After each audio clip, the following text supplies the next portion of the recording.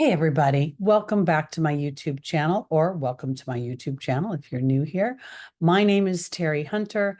I'm an intuitive astrologer, and today I wanted to talk about some things that are happening in the month of April, in addition to the monthlies that I've already done for each sign. We have such a strong concentration of energy. We see, 4 planets right now in the sign of Pisces. We see Venus in an exact conjunction today with Neptune. We see the North Node and Chiron and Mercury and the Sun in Aries. This is very powerful. And then, of course, everybody's been talking about the great conjunction between Jupiter and Uranus. And I wanted to dig into this a little bit because technically Mars is not considered in the best energy in Pisces, and yet Mars is traveling through Pisces on his way to his rulership in Aries. At the same time, we have Venus, while she's exalted in Pisces, which is a very favorable energy, she's about to move in what they consider her detriment, which is Aries, the opposite sign of her rulership of Libra.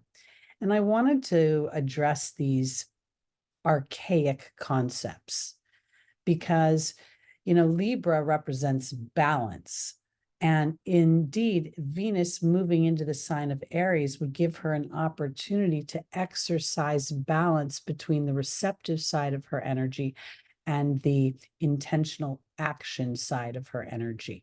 And I wanted to talk a little bit about Mars and about Venus, because as they move out of these energies that are supposedly challenging for them, they're going to move into their rulerships when we get into late April and May. And I think this is significant for so many reasons. So I hope you'll bear with me, because this video was not really planned. It's been very much inspired because I really want to address the idea of Venus ruling the money you make from your own skills. She rules Taurus. And then we have Mars, which co-rules Scorpio, which is other people's money. And I think that's very interesting because in modern times, we default to the man making the money and the woman, receiving the money. I mean, these are rather archaic concepts that are all being transformed. And I want to address the transformation today. So here today, April 3rd, I reside here in the Pacific time zone. We see Venus in summit with Neptune. Now, she will meet with Neptune one more time before Neptune moves into Aries in 2025. I think it's Neptune will move into Aries in, I believe it's February 2025. And I say this because this is a very important summit. Today, we see the 28th degree here, Neptune holding steady here at this 28th degree, because Neptune will go retrograde soon. So this is powerful because the 28th degree represents many things. It represents the Cancerian energy, the energy of self-nurturing, the energy of the moon and intuition and trusting. When I speak of intuition, I think of it more like an inner knowing, the soul knowing something that really breaks the box of the human structure and calls me into a belief system that sits outside of anything that diminishes me. So here we see Venus having this very delicious conversation about not only her dreams and desires and her talents and her skills, but what does she believe on a very deep level about her soul and what her soul is contracted to experience in this lifetime. We don't usually get into the minutes, which are reflected down here, but we see as I record this, Neptune is at 28 degrees 0 minutes. So this is like, to me, this is sort of that infinity, the fool and the tarot, venturing into looking at life not from an erosive place, but from a place that provides contrast and balance. If we never knew fear, we would never truly feel accomplishment and the exhilaration of accomplishment. Now, Venus here in the last degree is at that 23 minutes is the Aquarian degree minute energy. And that to me is really thinking about moving forward, future. What do I want for my future? What are my hopes and my dreams? What am I willing to birth in a bigger way that is really alien to me? Because as Venus moves into Aries, she's going to do this any minute now. I think she does it on the 5th of, maybe it's the, let me just move forward a day or two. Look. Yeah, so by the 5th, she's moved into Aries. Now, I want to offer this. Again, traditional astrology, whether it's Vedic or Western, diminishes Venus in Aries because Venus is about the self. And you know something? Nobody can ever be happy if anything isn't about the self. So here, as Venus went through Pisces, she had a very, very strong conversation about building and about structure and about illusions and hoping someone would save her butt. And Saturn's like, no, you got this. You got this. You just got to endure through the illusion that you are less than. And then as she traveled through and met with her best friend Neptune, she's like, okay, let's really think about this. How do I, implement the divine laws of the universe that supersede human structure and situation? Now she's moved into Aries and she's willing to be very brave here. She's starting to think about, here we are in the year 2024 where the dynamics of being a woman have changed dramatically since 1924. There's so many ways we've been empowered over this last 100+ years, women being able to, demand equal pay, have the right to vote. So we're really looking at Venus in a way here where she's brave. She's looking at herself as an opportunity to create balance in her relationships. Historically, it may not be that way, but here she doesn't want to be angry anymore. She doesn't want to fight to be seen. She wants to see herself. And as she traverses this month through and meets with the North Node and meets with Chiron and ultimately meets with Mercury, as Mercury retrogrades towards her, the thoughts, the conversations are very much going to be about, am I asserting my feminine energy in a way to try to defy the human structure? Or am I willing to say the human structure is what it is, but do I really need to focus on that? Venus rules, again, the money you make through your own skills and talents. It rules the voice. The voice is the instrument that expresses the mind. And here, I think this is very, very powerful because as she goes over Chiron, and here today we see Chiron's at 19 degrees, which it's going to sort of remain that way. We're going to see a solar eclipse in a few days, April 8th. April 8th. And we're going to see the sun, the moon, and Chiron all at 19 degrees, 24 minutes exact, all 3 points. This is very, very powerful, which is also another reason I was inspired to do this video, because I want, whether we're male or female as our gender, Venus represents the energy of receptivity and then the expression of that receptivity, which provides comfort and enjoyment for both the physical and the spiritual. So this is a very powerful energy because at the end of the month, she's going to move into her domicile, her rulership, where she is exercising her voice, her skills. And this to me is powerful because she's going to meet with Jupiter and she's going to meet with Uranus. So something very, very intentional gets planted over here today, the early part of April and the late part of March.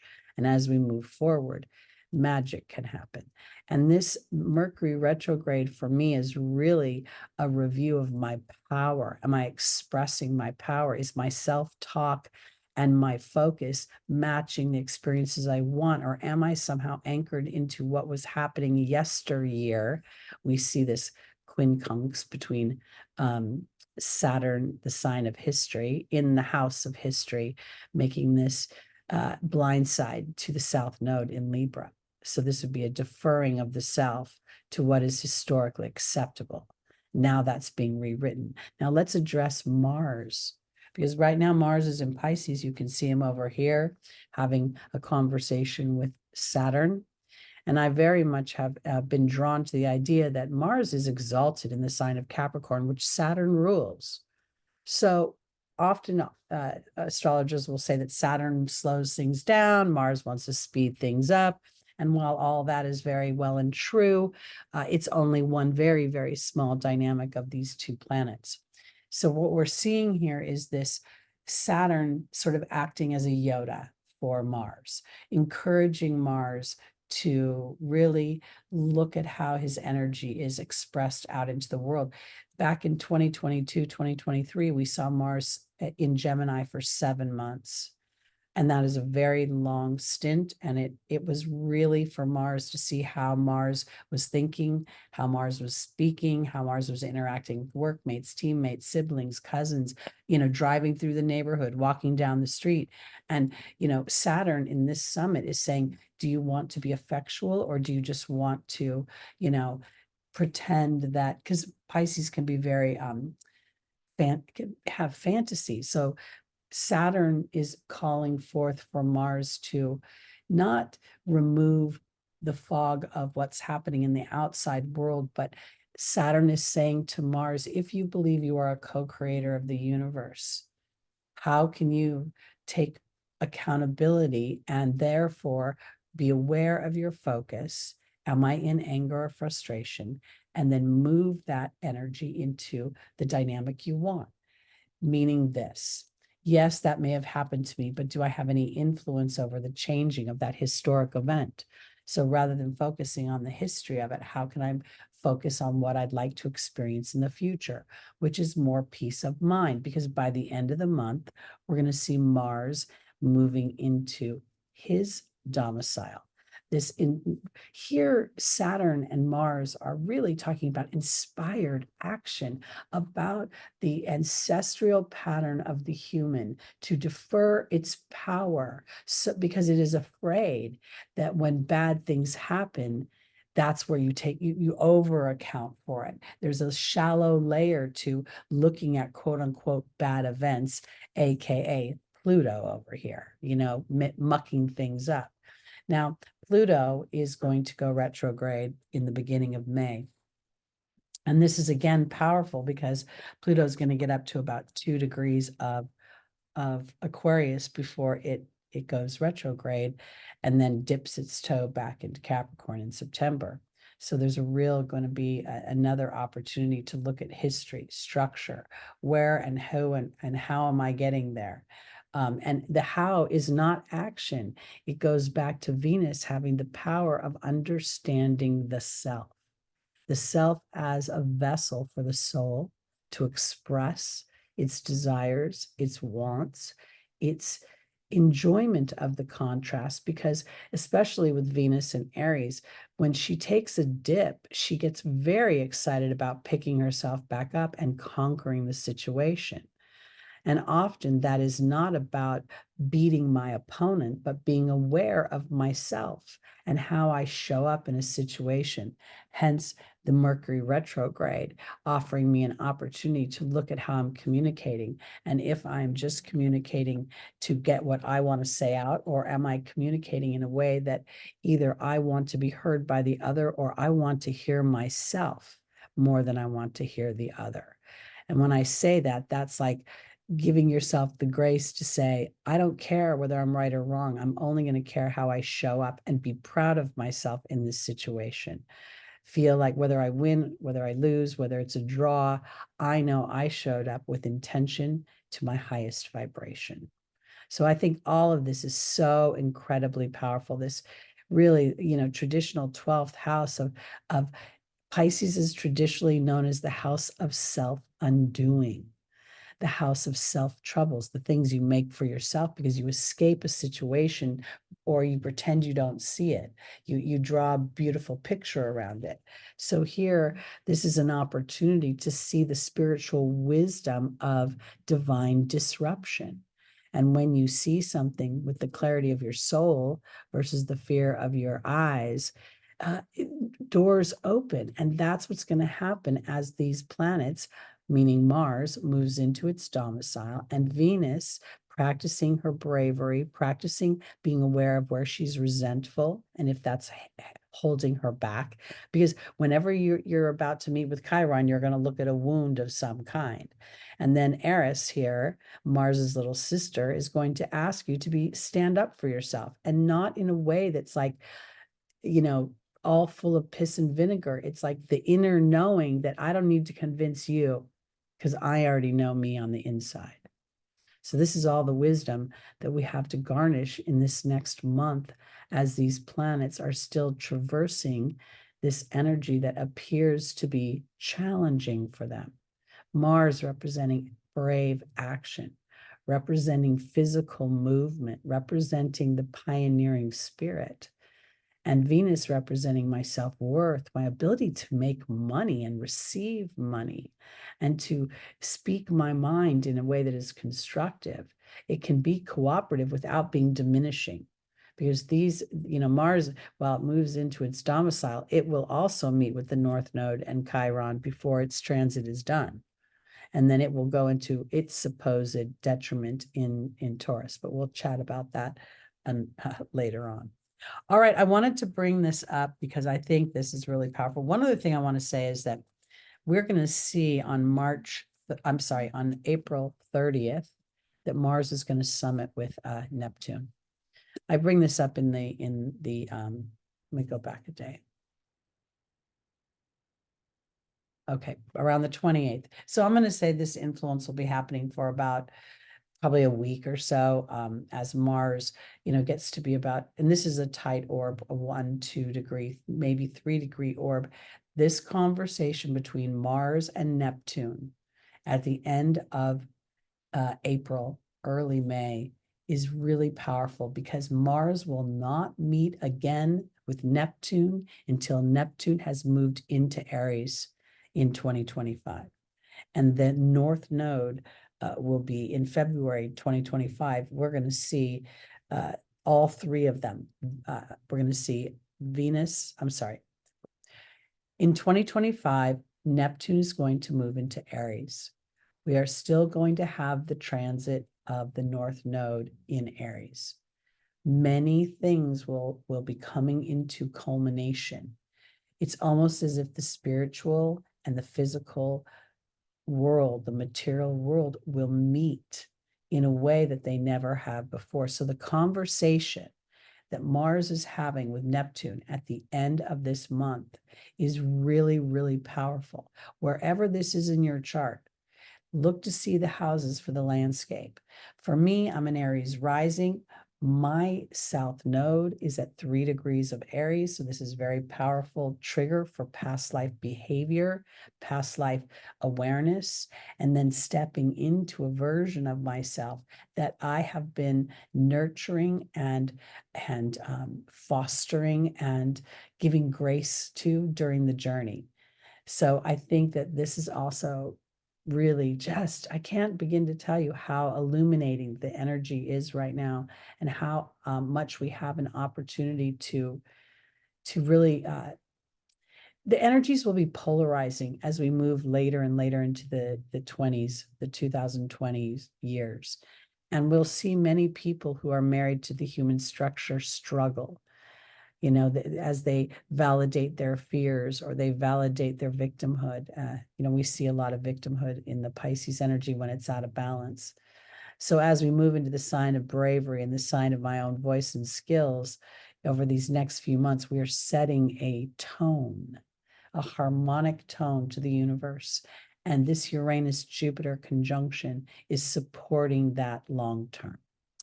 Okay, everybody, I just really wanted to talk about that. It's been on my heart for a while. I think these are exciting times. If you'd like to get a reading from me, either an angel reading or an astrology analysis, let me know. My information is below in the description. If you haven't had a chance, check out the monthlies. April is up. It goes by rising sign, but I would also check the video for your moon. You know, we talk about the moon nodes are the karmic points, right? So I think the most powerful point in the chart is actually your moon, and with a very close second being your rising sign. Again, my name is Teri Hunter. I'm an intuitive astrologer and maybe a little bit of a revolutionary astrologer at this point, but I'm loving it and I'm feeling it. And I hope you are too. If you are, please like, please subscribe, please share, and I'll see you next time. Have a great April, everybody.